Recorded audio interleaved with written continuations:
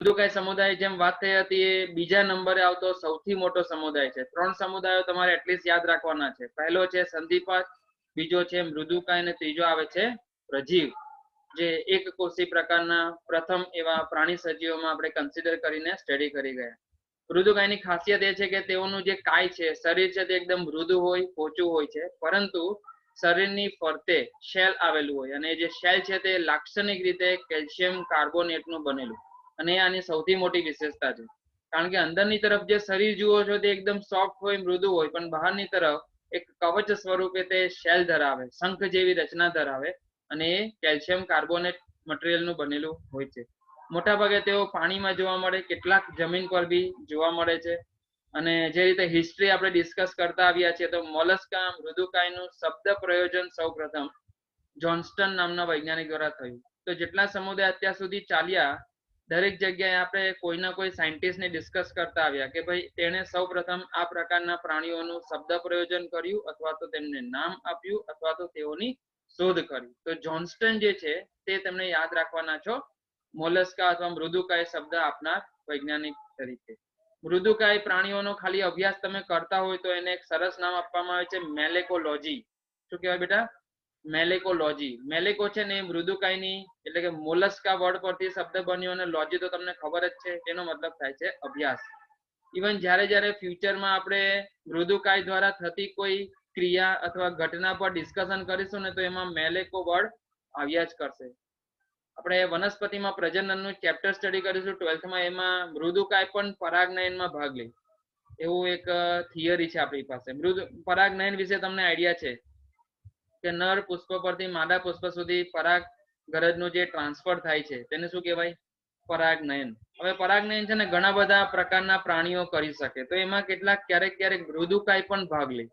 અને મૃદુકાય દ્વારા જો પરાગનયન થતું હોય તો એના માટે એક સરસ વર્ડ આપણે ત્યાં યુઝ કરીશું, મેલેકોફિલી. શું કહેવાનું બેટા? મેલેકોફિલી. અને સાથોસાથ અહીંયા જે એની પાસે મજબૂત કવચ છે, જે શેલ છે, તેનો જો અભ્યાસ ખાલી તમે કરતા હો તો એના માટે વર્ડ આવ્યો છે કોન્કોલોજી. કોન્કોલોજી. આ પ્રકારના જે પ્રાણી છે તેઓ ખાસ કરીને આપણે જે જોયું કે ભાઈ વિવિધ આકારવાળા અને ખંડ ધરાવતા નથી. ખંડતાનો ગુણધર્મ ખાલી બે જ પ્રકારના પ્રાણીઓ પાસે જોઈ ગયા. કયા કયા હતા? સમખંડીય ખંડતા અને અસમખંડીય ખંડતા. બોલો, કોની અંદર જોવા મળે? પ્રજાપતિ, મુસ્કાન. મુસ્કાન પ્રજાપતિ, બેટા આન્સર આપશો આનો? હેલો. સમખંડીય ખંડતા અને અસમખંડીય ખંડતા કયા પ્રકારના પ્રાણીઓની અંદર જોવા મળે?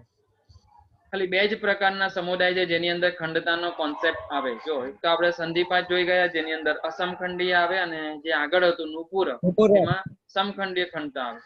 પણ આ જે મૃદુકાય છે તેમાં ખંડતા જોવા નથી મળતી. પણ હવે જે સેન્ટેન્સ લખ્યું છે બેટા એ ક્વેશ્ચનમાં પૂછાય એવું છે, બહુ જ આઈએમપી અંડરલાઈન કરી દેજો ને યાદ રાખવાનું છે.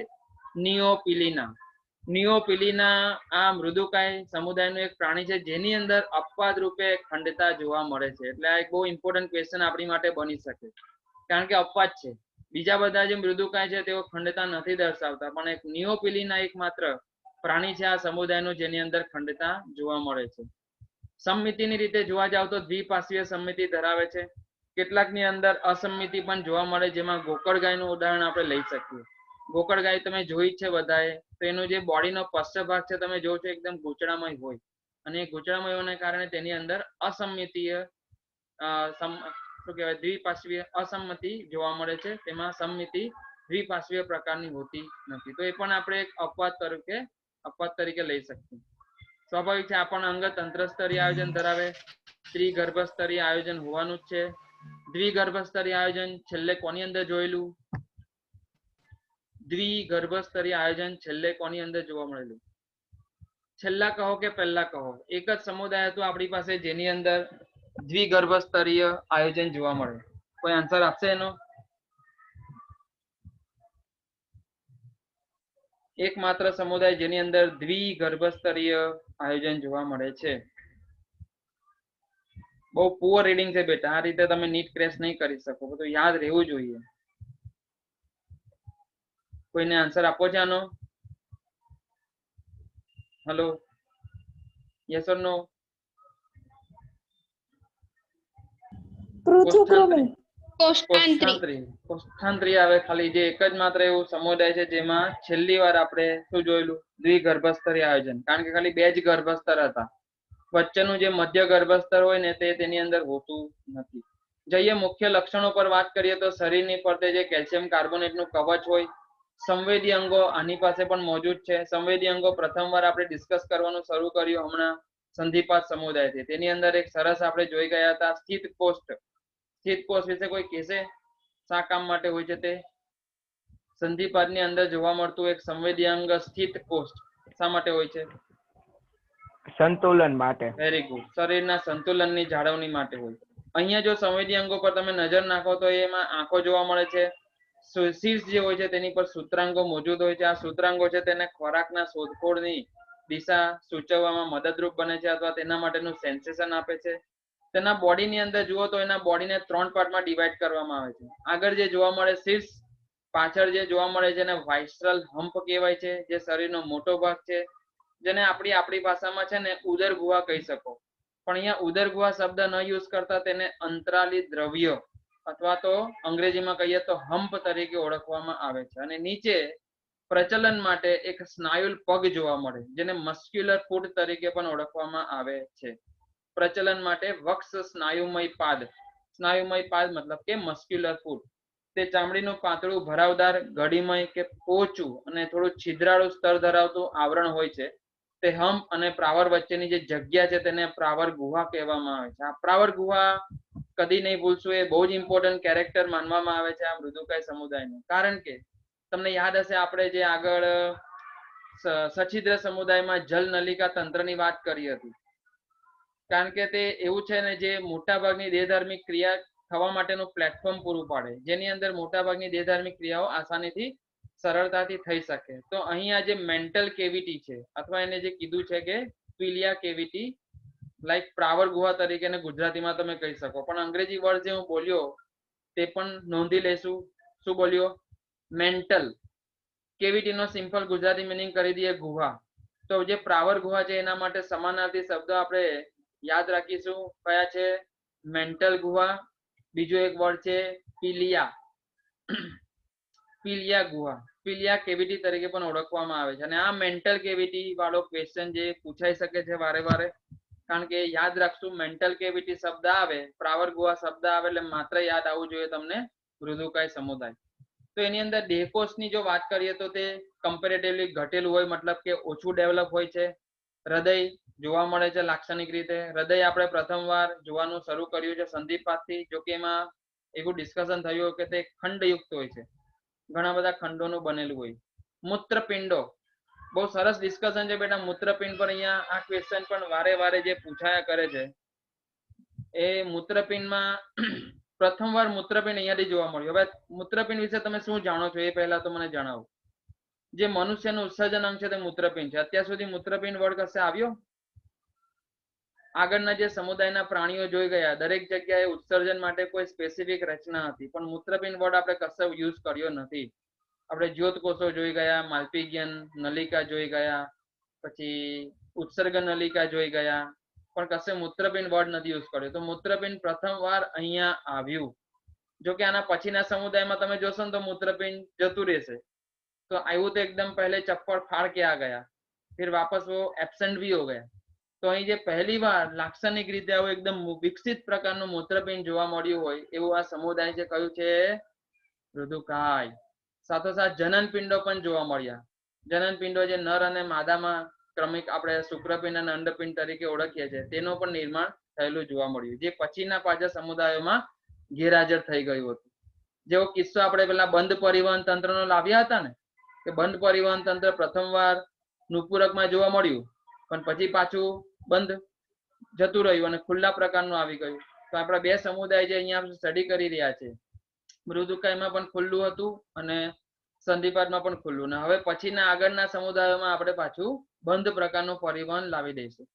તો તેવી જ એક ઘટના આપણે ઉત્સર્જન તંત્રમાં પણ જોઈ કે પ્રથમવાર જે મૂત્રપિંડ છે અહીંયા જોવા મળ્યું બહુ લાક્ષણિક રીતે, અને જનન પિંડો પણ જોવા મળ્યા. પાચન તંત્રની વાત કરીએ તો પાચન તંત્ર સ્વાભાવિક છે સંપૂર્ણ હોય છે. તેની અંદર ખોરાકને ભરડવા માટે અથવા ખોરાકને ચાવવા માટે રેત્રિકા, યસ, આ એક ક્વેશ્ચન તરીકે પૂછાય, રેત્રિકા ધરાવે છે. જેમ આગળના સમુદાયોમાં આપણે પેશણીની વાત કરી, એક ખોરાકના ચાવવા માટેની રચના, તો અહીંયા ખોરાકના ચાવવા માટે અથવા તો ભૌતિક પાચન માટે શું ધરાવે? રેત્રિકા ધરાવે, જેને રેડ્યુલા તરીકે પણ ઓળખવામાં આવે છે. આ સિવાય પાચન ગ્રંથિઓમાં યકૃત અને સ્વાદુપિંડની પણ પ્રથમવાર હાજરી આવી. તો આ જો 3-4 પોઈન્ટ છે અહીંયા યાદ રાખવા જેવા, કે ભાઈ પ્રથમવાર પાચન ગ્રંથિઓ તરીકે યકૃત અને સ્વાદુપિંડ જોવા મળ્યા એવો સમુદાય કોણ? તો કોણ બેટા? રુદુકાય. મૂત્રપિંડ અને જનનપિંડ પ્રથમ જોવા મળ્યા એવો સમુદાય રુદુકાય. શ્વસન તંત્રમાં પાછા તમે જોવા જાવ તો કોઈ વિકસિત રચના નથી. જલજ પ્રાણી હોવાને કારણે તેઓ ઝાલરો દ્વારા શ્વસન કરી નાખે છે, અને એ ઝાલર જે છે તે ઉત્સર્જનમાં પણ મદદ કરે, કે શરીરમાં જે ઉત્સર્ગ દ્રવ્યો બન્યા હોય તેને તે ઝાલર દ્વારા કાઢી દે. હવે તમે કહેશો સાહેબ કે એક બાજુ મૂત્રપિંડ પણ છે અને ઝાલરો છે, તો બંનેમાંથી કોને આપણે ઉત્સર્જન અંગ તરીકે લેવા? હવે વાત સાંભળજો જે હું બોલું છું, કે મૂત્રપિંડ આવ્યા ખરા બેટા, પણ તે સંપૂર્ણપણે સક્રિય અવસ્થામાં નહીં હતા. જેમ તમે એવું કદાચ નાનપણમાં ભણેલા કે જે મત્સ્ય વર્ગ છે, મત્સ્ય જેમાં કોણ આવે?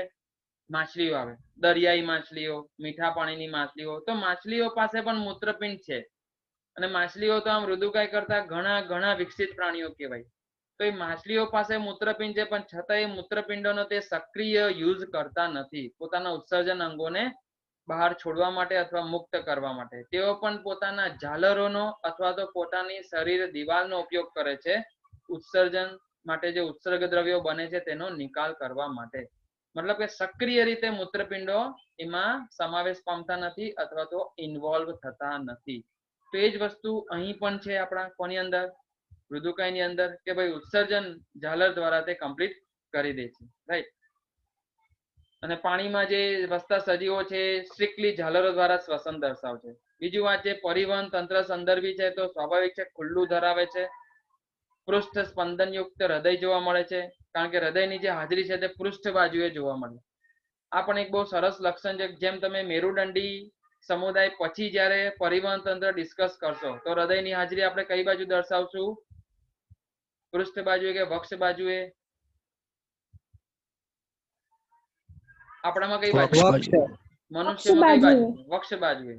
તો એક બીજો મેજર ડિફરન્સ છે કે ભાઈ અમેરુદંડી પ્રાણીઓમાં તે હૃદયની જે હાજરી છે તે શરીરની પૃષ્ઠ બાજુ હોય, જ્યારે મેરુદંડીમાંથી તે વક્ષ બાજુએ જતી રહેશે. તો અહીંયા ફિલહાલ સ્વાભાવિક છે જે પૃષ્ઠ બાજુએ છે તો હૃદયની હાજરી છે, અને કેટલીક ધમનીઓ પણ જે હાજર હોય છે તે શીરા કોટરમાં ખુલે. હવે ધમની ક્યાંથી આવી બેટા? અહીંયા તો જે હિસાબે આપણે આગળ ડિસ્કશન થયું કે ભાઈ પરિવહન તંત્ર ખુલ્લા પ્રકારનું હોય તો રુધિર વાહિનીઓ ગેરહાજર હોય, હે ને? એવી વાત થઈ હતી ને? હલો,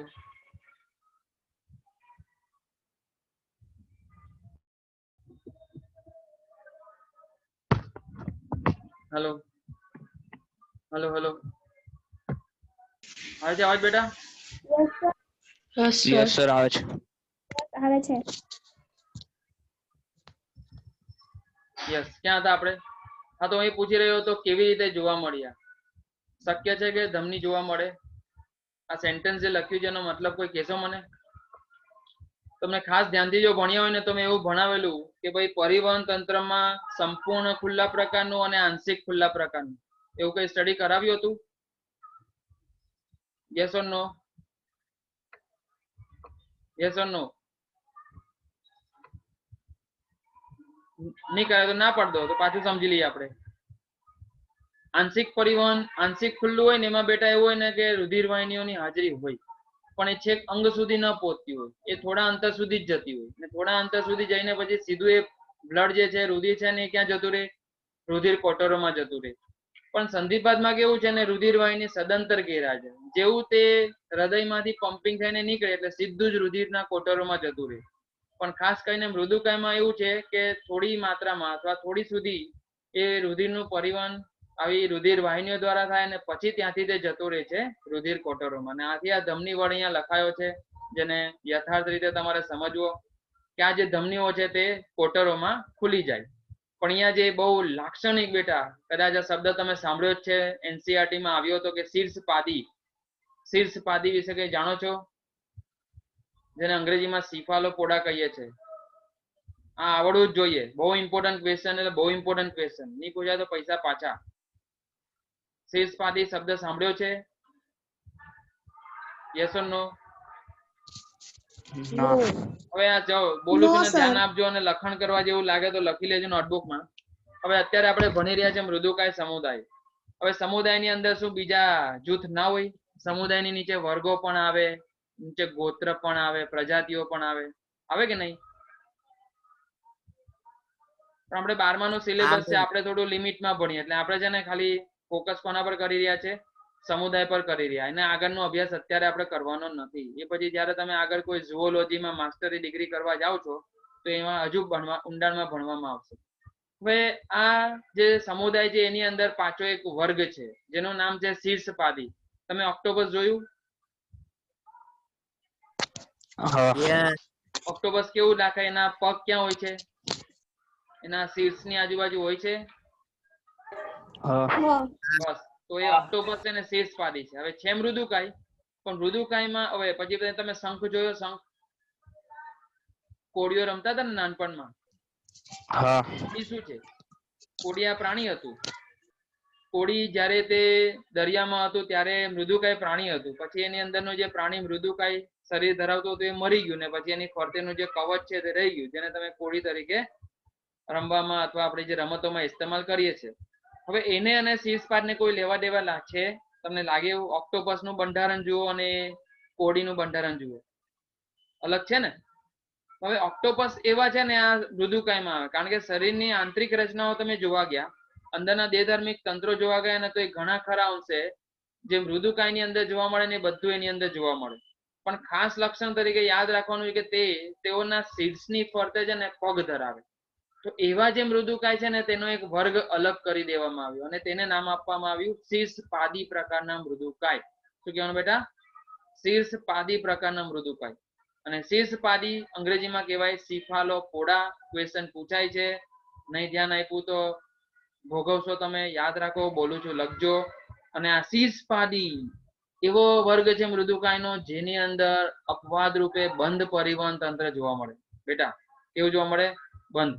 બધા મૃદુકાયમાં ખુલ્લું, પણ તેની જ અંદર આવેલો આ એક અપવાદરૂપ કેસ કે એનો શીર્ષપાદી જે જૂથ છે તેની અંદર બંધ પરિવહન તંત્ર જોવા મળે. તો તમે જે આ ઓક્ટોપસ જાણો છો, પછી બીજું એક પ્રાણી તમે નોટબુકમાં તમારી એનસીઆરટીમાં જોયું હશે, સેપિયા. સેપિયા એ સેપિયા છે ને ઓક્ટોપસ કરતા બી મોટું પ્રાણી આવે. તે ઓક્ટોપસને પોતાના ખોરાક તરીકે વાપરે, ઓક્ટોપસને તે ખાઈ જાય. એવું નામ છે સેપિયા. એ સેપિયામાં પણ એનું જે શીર્ષ છે ને તેની ફરતે પગ આવેલા હોય. તો એ બધા જે મૃદુકાય પ્રકારના પ્રાણીઓ છે તે બધા આવે છે કોની અંદર? શીર્ષપાદી સમુદાયની અંદર. તો યાદ રાખો કે શીર્ષપાદી ની અંદર પરિવહન તંત્ર બંધ પ્રકારનું હોય છે. રુધિર વાહિનીઓમાંથી રુધિરનું પરિવહન થતું હોય છે. અને એની જ અંદર એક ખાસ પ્રકારનું શ્વસન રંજક દ્રવ્ય બી આવેલું હોય છે જે કોપર વાળું હોય છે, હિમોસાયનિન. શું નામ છે?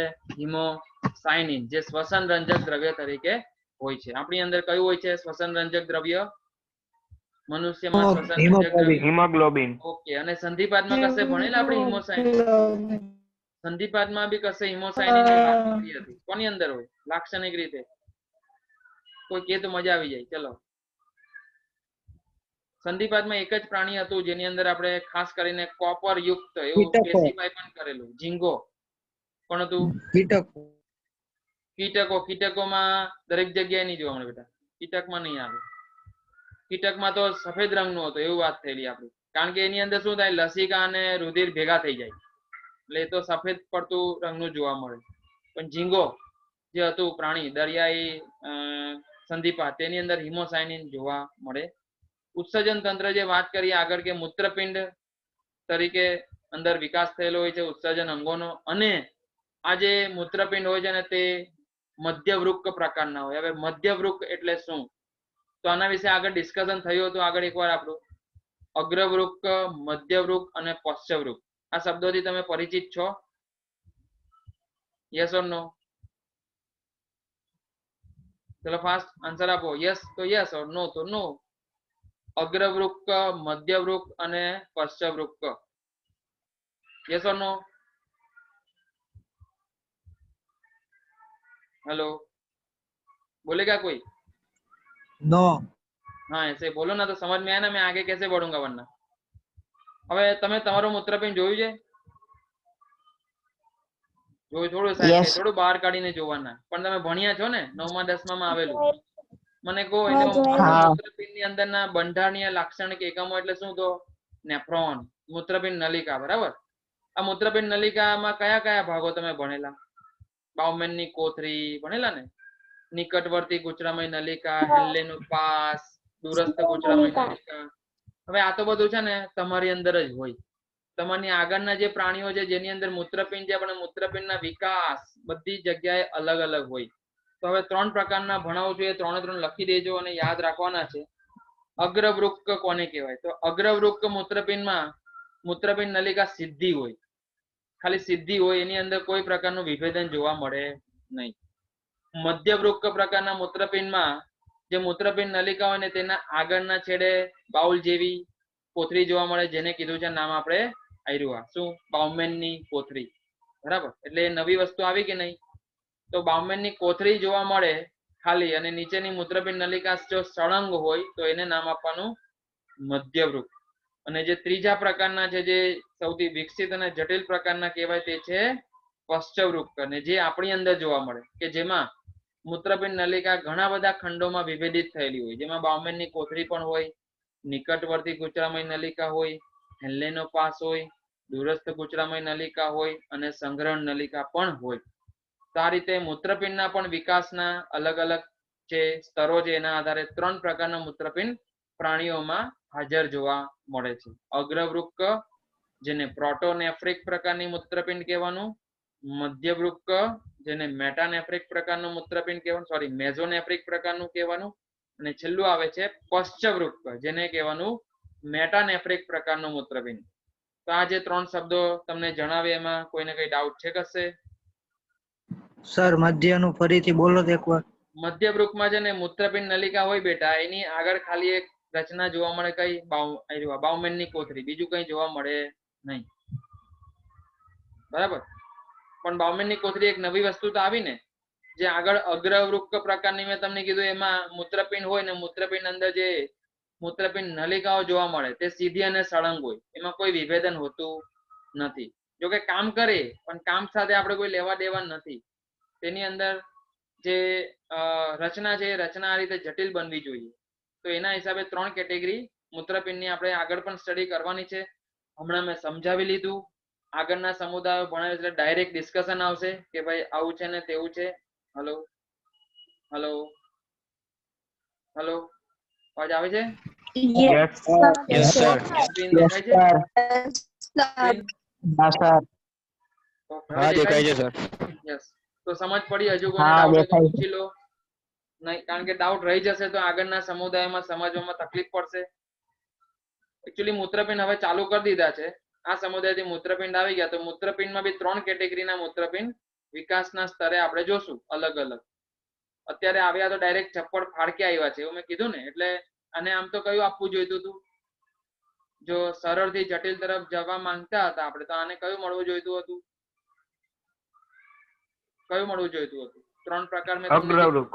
Yes, very good. અગ્રવૃક્ક મળવું જોઈતું હતું, પણ એ મળ્યું નહીં, અને સીધો વિકાસ મળ્યો અને મધ્યવૃક્ક પ્રકારનું જોવા મળ્યું.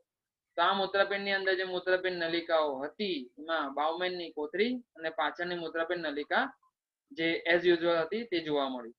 અને આ લોકોને ઇન્ટરેસ્ટિંગ લાગ્યું ને એને કારણે 2 સાયન્ટિસ્ટ એના જે અભ્યાસમાં જોડાયા, અને એ 2 સાયન્ટિસ્ટનું નામ તેના માટે પછી પરમેનન્ટ વાપરી દેવામાં આવ્યું. બાયોલોજીને તેમને સ્થાન આપવામાં આવ્યું. અને આ જે છે ક્વેશ્ચન પૂછાય છે વારે વારે. હવે આ જે મધ્યવૃક્ક પ્રકારનું મૂત્રપિંડ જોવા મળ્યું મૃદુકાયમાં, તેને કેબરનું અંગ અથવા તો બોજાનેસનું અંગ તરીકે ઓળખવામાં આવે છે. તો આ 2 શબ્દો યાદ રહેશે? નહીં રહે તો બી કઈ નહીં, રાખવાના જ છે આપણે તો. બરાબર. તો આ વર્ડ કોના માટે મેં લાવ્યો છું ખાસ કરીને? તો જે મૃદુકાય સમુદાયમાં પ્રથમવાર વિકસિત પ્રકારનું મધ્યવૃક્ક પ્રકારનું મૂત્રપિંડ જોવા મળ્યું, અને એ વૈજ્ઞાનિક જે એના પર અભ્યાસ કરી ગયા એનાથી એ અંગને પછી નામ આપી દેવામાં આવ્યું કે ભાઈ આ પ્રકારના મેઝોનેફ્રિક મૂત્રપિંડને કેબરનું અંગ અથવા બોજાનેસનું અંગ તરીકે યાદ રાખતો. તો કાલે ઉઠીને આવો ક્વેશ્ચન સીધો આવી જાય કે ભાઈ બોજાનેસનું અંગ એ નીચે પૈકી કયા સમુદાયમાં જોવા મળે છે? તો તમારો આન્સર હોવો જોઈએ મૃદુકાય. કેબરનું અંગ મૃદુકાય. કોની અંદર જોવા મળે છે? તો આન્સર હોવો જોઈએ મૃદુકાય. કેબરનું અંગ નીચે પૈકી કયા અંગનું સૂચન કરે છે? તો આન્સર હોવો જોઈએ મૂત્રપિંડ. અંગ અમે અંગ પૂછ્યું એટલે કાલે ઉઠીને તમને ક્વેશ્ચન આ કે ભાઈ હૃદય, મૂત્રપિંડ, મગજ કે સમથિંગ એલ્સ, તો આન્સર હોય મૂત્રપિંડ. તો આ રીતે આપણે જોઈ ગયા તેના ઉત્સર્જન તંત્રને રિલેટેડ ખાસ વાતો. બીજું જે છે ડિસ્કશન અહીંયા આપણું ખાસ કે ભાઈ એની અંદર ઉત્સર્ગ દ્રવ્ય તરીકે એમોનિયા અને યુરિક એસિડ જોવા મળે. તો જે જલજ પ્રાણીઓ હશે તેની અંદર એમોનિયા હશે અને જે સ્થલજ હશે તેની અંદર યુરિક એસિડ હશે. પ્રજનન પર જઈએ તો પ્રજનનમાં જાતિભેદ જોવા મળે છે અને જેમ આગળ વાત કરી જનન પિંડો હોય છે અને એને જ કારણે આ સેન્ટેન્સ લખાયું છે. મોટા ભાગે અંડ પ્રસવી પ્રકારના પ્રાણીઓ છે, ઈંડા મૂકે છે અને ફલન જે છે તે બાહ્ય કે અંતઃ પ્રકારનું હોય છે. અંતઃ ફલન પણ શક્ય છે, બાહ્ય ફલન પણ શક્ય છે. જો બાહ્ય ફલન થતું હોય બેટા તો સ્વાભાવિક છે શું જોવા મળશે? ડિંભાવસ્થા જોવા મળશે અને ડિંભ અવસ્થા આવે એટલે ડિંભનું નામ આવે. ડિંભનું નામ અહીંયા જો લખ્યું છે ટ્રોકોફોર.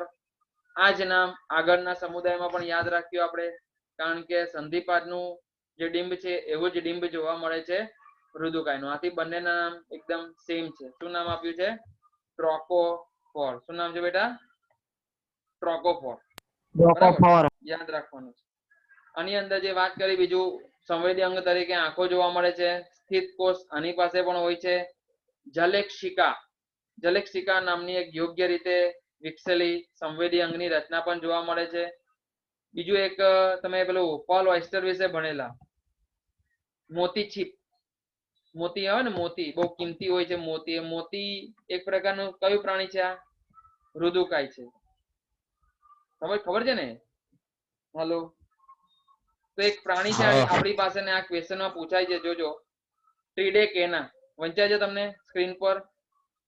તો આ એક એવું સંધિપાદ છે જેના અંદર બહુ મોટા કદનો મોતી તૈયાર થાય. બોલ જેવા કદના, આપણે જે બોલ આવે ટેનિસ બોલ આવે છે એના જેટલા મોટા કદ ધરાવતો મોતી તૈયાર થાય છે જે બહુ જ કિંમતી હશે અને ઘણો બધો એનું એક્સપેન્સિવ હોય. તો એ જે પ્રાણીનું નામ યાદ રાખવાનું છે ટ્રિડેકેના, જે આ સમુદાયનું એક પ્રાણી છે જે પોલ ઓયસ્ટર તરીકે પણ ઓળખાય છે અને એની અંદરથી શું મળે છે આપણને? મોટા કદનું મોતી મળે છે. અને મધર ઓફ પર્લ તરીકે નેક્રે લેયર. હવે નેક્રે લેયર શું છે? તો ટ્રિડેકેના જે પ્રાણી છે એની અંદર જે આપણે મેન્ટલ કેવિટીની વાત કરીએ કે એની અંદર જે પ્રાવર ગુહા જોવા મળશે, આ પ્રાવર ગુહાની અંદર ની બાજુએ એક વિશેષ સ્તર આવેલું હોય છે. તે સ્તરનું નામ છે નેક્રે લેયર. અને આ જે નેક્રે લેયર છે તે આગળ જઈને તેમાં મોતી તૈયાર કરે ને આ મોતી જે અતિ કિંમતી માનવામાં આવે છે. બરાબર. અને એમાં જે આપણે વાત કર્યા જે મેન્ટલ કેવિટી હોય છે, પ્રાવર ગુહાની ફરતે પ્રાવરની રચનામાં કેલ્શિયમ કાર્બોનેટ અને કોન્ચિઓલિન પ્રોટીન પણ સંકળાયેલું હોય છે. તો કોન્ચોલિન પ્રોટીન એક નવું નામ અહીંયા આવ્યું જે પણ યાદ રાખીએ, જે આ પોલ ઓયસ્ટરમાં ખાલી જોવા મળશે. તો આ હતી વિગતો ખાસ કરીને મૃદુકાય સમુદાય વિશે. જઈશું આગળ એચિનોડર્માટા એટલે કે સુળ ચરમી. અહીંયા કોઈને ડાઉટ છે? કઈ મૃદુકાય સમુદાયમાં કોઈને કોઈ ડાઉટ? હલો, મૃદુકાય સમુદાયમાં કોઈને? હા બોલો. પેલું એમોનિયા અને યુરિક એસિડ કયા? પેલું સ્થલજ અને જલજમાં કયું આવે? જલજમાં એમોનિયા આવે, સ્થલજમાં યુરિક એસિડ આવે. આ જે કોન્સેપ્ટ મેં આગળ સમજાવી દીધેલો ચેપ્ટર ચાલુ કરેલું ને, કારણ કે જલજ પ્રાણીઓ જે છે ને એને પાણી બહુ મળે અને જેને વધારે પાણી ઉપલબ્ધ થતું હોય ને એ લોકો જ એમોનિયાનો સ્ત્રાવ કરી શકે, એમોનિયા મુક્ત કરી શકે. જેને પાણીનો અછત હોય, પાણી જોઈએ ત્યારે મળતું ન હોય ને તે લોકોએ શું કરવું પડે? એમોનિયાને યુરિક એસિડમાં અથવા તો યુરિયામાં રૂપાંતરિત કરવું પડે. એટલે જ્યારે જ્યારે જલજ આવે એટલે તો યાદ રાખી જ દેવાનું શું આવે? એમોનિયા. પણ અમુક જગ્યાએ અપવાદ છે જે પણ આગળ આવશે ત્યાં કહેતો જઈશ. બરાબર. બીજું કોઈ ડાઉટ મૃદુકાયમાં? સર પેલું મૂત્રપિંડમાં મધ્યવૃક્ક ને અગ્રવૃક્ક વાળું સમજાવવાનું. અગ્રવૃક્ક, મધ્યવૃક્ક અને પશ્ચવૃક્ક ત્રણ પ્રકારના મૂત્રપિંડ આવે વિકાસના સંદર્ભમાં જો વાત કરીએ તો એમાં જે પ્રથમ છે અગ્રવૃક, જેમાં મૂત્રપિંડની અંદર રહેલા લાક્ષણિક એકમો કોણ? તો મૂત્રપિંડ નલિકા. એ મૂત્રપિંડ નલિકા સીધી હોય. સીધી હોય એટલે કે એમાં કોઈ વિભેદન જોવા મળતું નથી. મધ્યવૃકમાં મૂત્રપિંડ નલિકાની આગળની બાજુએ બાઉલ જેવી એટલે કે કોથળી જેવી રચના જોવા મળે છે, જેને આપણે કહીએ છીએ બાઉમેનની કોથળી, બરાબર. અને ત્રીજું જે છે પશ્ચવૃક્ક પ્રકારનું મૂત્રપિંડ, તે વિકસિત પ્રકારનું છે, અને આથી એની અંદર જે હોય છે હાજર મૂત્રપિંડ નલિકા, તેની અંદર શું જોવા મળે? બધા અલગ અલગ સેગમેન્ટમાં વિભેદન પામેલી હોય છે મૂત્રપિંડ નલિકા. અને એ સેગમેન્ટમાં કયા કયા આવ્યા? તો બાઉમેનની કોથળી તો છે જ, સાથોસાથ તમે પીસીટી જોયું, બીસીટી જોયું, હેન્લેનો પાસ જોયો, સંગ્રહણ નલિકા જોઈ, બરાબર. હજુ કોઈને ડાઉટ? હજુ કોઈને કોઈ ડાઉટ બેટા? જઈએ આગળ. હા તો હવે જોઈશું આપણે શુદ્ધ ચરમી અથવા શુદ્ધ ત્વચી તરીકે પણ ઓળખાય છે. આ પણ બહુ જ ઇમ્પોર્ટન્ટ, બહુ બધા આઈએમપી ક્વેશ્ચન આમાં આવવાના છે, ધ્યાન આપજો. તો તેનું શબ્દ પ્રયોજન સૌપ્રથમ જેકોબ ક્લેઇન નામના વૈજ્ઞાનિક દ્વારા થયું છે. આ પ્રાણીઓ મોટા ભાગે દરિયાઈ હોય છે, મતલબ એવા પ્રાણીઓ છે જેમાં કોઈ મીઠા પાણીના પ્રાણીઓ ઉપલબ્ધ નથી, બધા જ દરિયાઈ જલજ હોય છે, અને મોટા ભાગે તળિયામાં રહે, પેટાળમાં રહેવાનું પસંદ કરે છે. શરીરનો આકાર જે જોવા જાવ તો નળાકાર હોય છે, તરબૂચ જેવો હોય છે, તકતી જેવો હોય છે, અને આને જ કારણે આમાં આપણે યાદ રાખી છે અરીય સમિતિ, બરાબર ને? અરીય સમિતિ ખાલી બે જ માં હતી, બે જ પ્રાણીઓમાં યાદ રાખેલી. કયા કયા? અરીય સમિતિ. અરીય સમિતિ કયા પ્રાણીઓમાં જોવા મળે? કોણ કહેશે? હલો સુરતી, ફરહાન, ફરહાન સુરતી, ફરહાન સુરતી, આન્સર આપો બેટા. અરીય સમિતિ કયા પ્રાણીઓમાં જોવા મળે?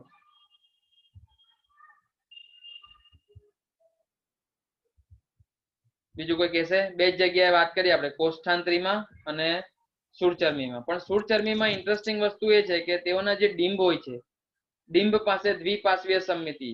2015 થી લઈને 2020 ના જેટલા નીટના પેપર આવ્યામાં 3 વાર આ ક્વેશ્ચન આવ્યો. વિશ્વાસ નહીં હોય તો જોઈ લેવું, કારણ કે એક